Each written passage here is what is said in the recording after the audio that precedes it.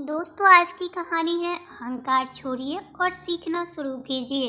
एक बार की बात है, रूस के महान विचारक एक बार संत से मिलने उसके घर गए।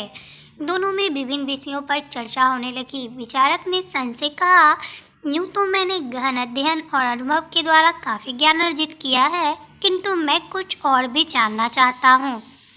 आप मेरी कुछ मदद कर सकते हैं।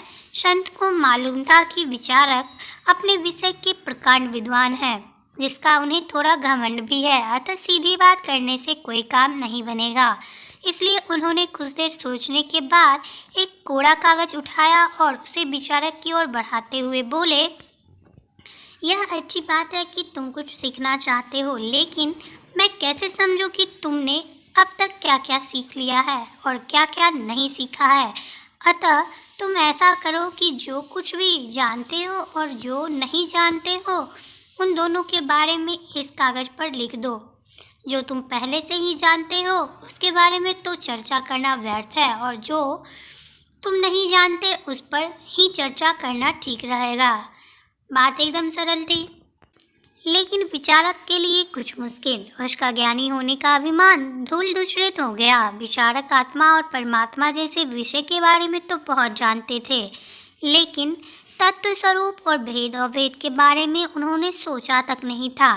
संत की बात सुनकर वे सोच में पड़ गए। काफ़ी देर सोचने के बाद भी जब उन्हें कुछ समझ में नहीं आया, तो उन्होंने वह कोरा कागज जो का त्यों संत को थमा दिया और बोले, श्रीमान, मैं तो कुछ भी नहीं जानता।